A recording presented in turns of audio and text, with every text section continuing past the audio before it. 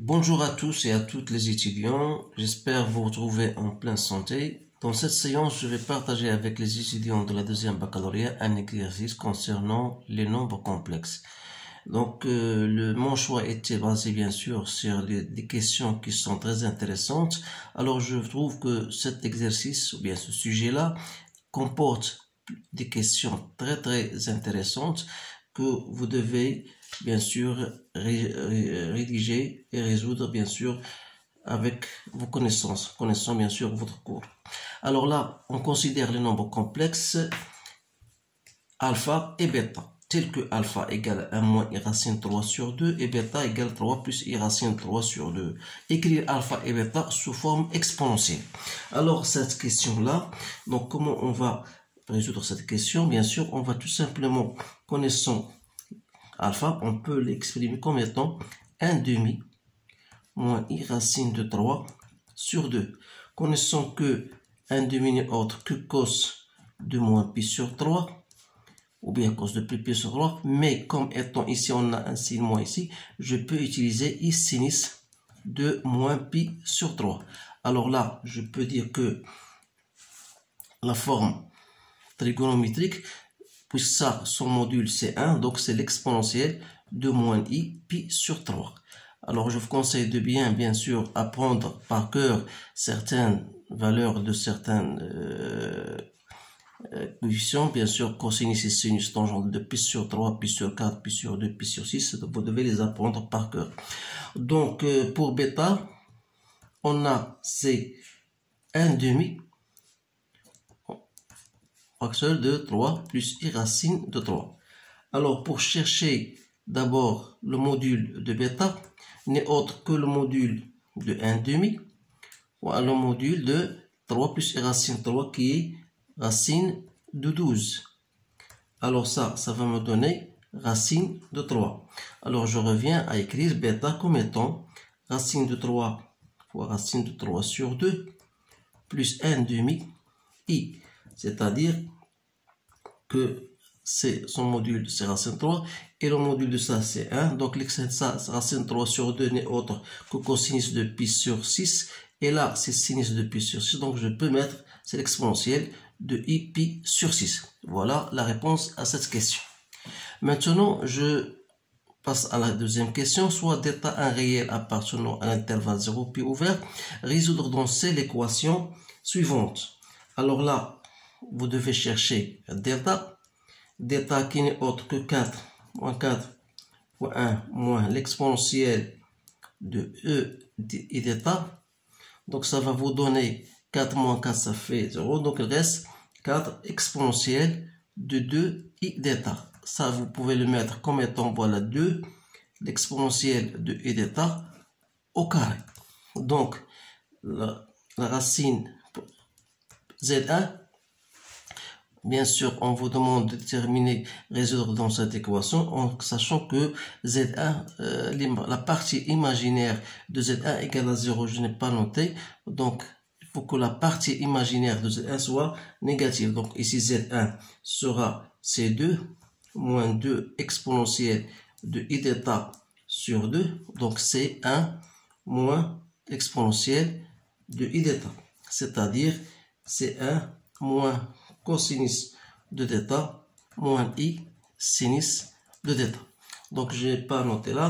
Donc, on note d'abord Z1. Il faut que Z1, on vous dit, voilà, la partie imaginaire de Z1 négative. Et Z2, c'est l'autre solution.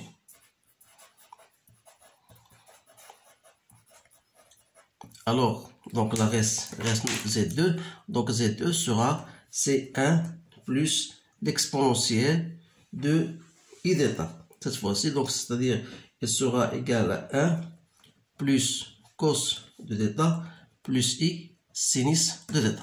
Donc, voilà l'expression de Z1, voilà l'expression de Z2. Donc, j'ai ici une remarque très intéressante. Si on ne veut pas utiliser cette méthode, il y a une autre méthode.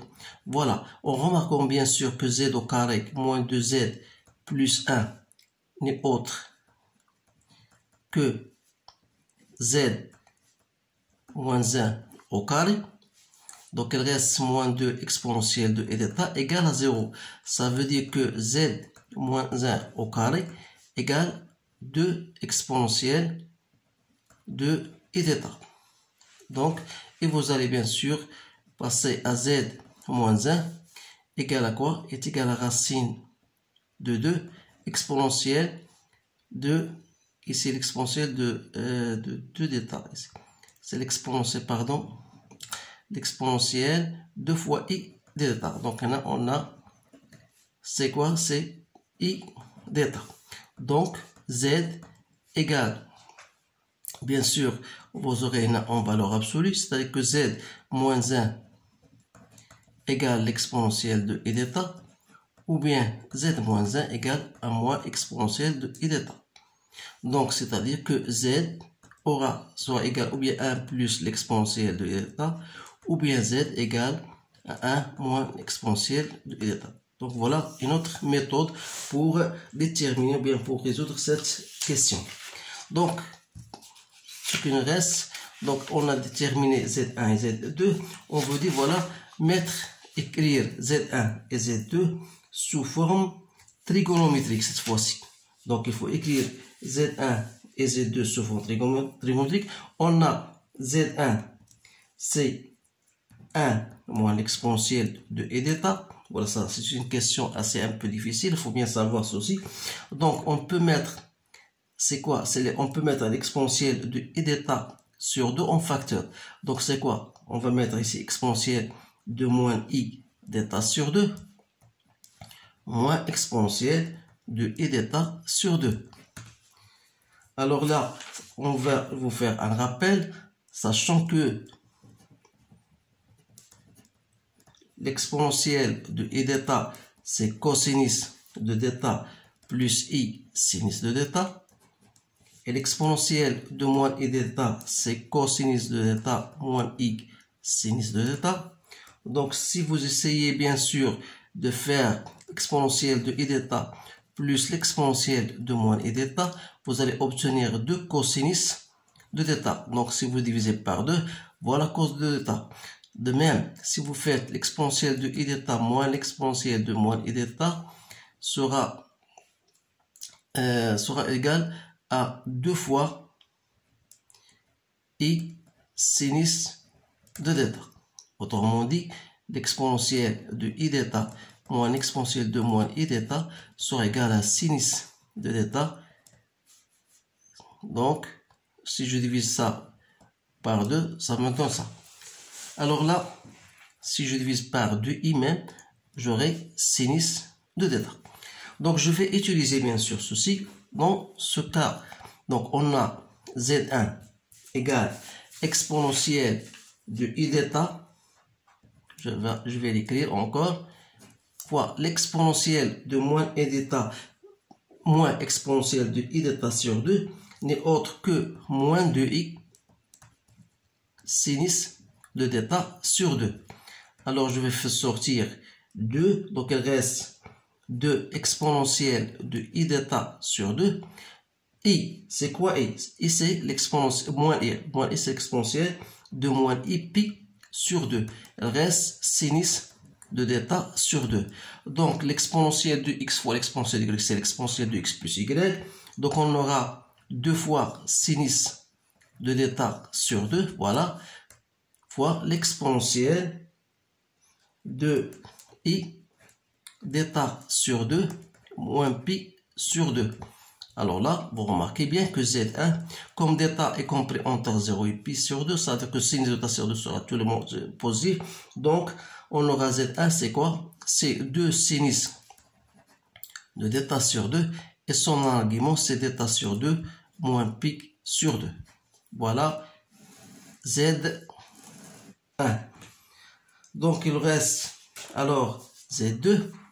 On a Z2, c'est quoi? C'est 1 plus exponentielle de i d'état que je peux l'écrire comme étant i exponentielle d'état sur 2 fois l'exponentielle de moins i d'état sur 2 plus l'exponentielle de i d'état sur 2.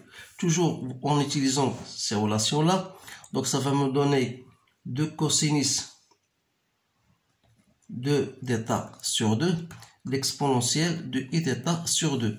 Donc, ici, je peux en conclure que Z2 n'est autre que 2 cosinus de θ sur 2 pour module et son argument sera θ sur 2. Maintenant, on vous demande de déterminer θ pour que Z1 soit égal à alpha et Z2 soit égal à bêta. Donc, Z1 égale à alpha, ça veut dire quoi? Ça veut dire que 1 moins cosinus de θ moins i sinus de θ égale alpha qui est égal à 1 demi moins i racine de 3 sur 2. Donc, partie réelle est égale à partie réelle et la partie imaginaire soit égale à la partie imaginaire. Ça veut dire que 1 moins cosinus de θ égale à 1 demi et sinus de θ, bien sûr, égale racine de 3 sur 2.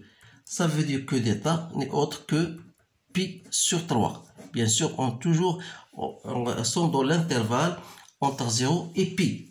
Alors, pour Z2 égale à bêta, ça veut dire que 1 plus cosinus de θ plus i sinus de θ égale à 3 demi plus i racine de 3 sur 2.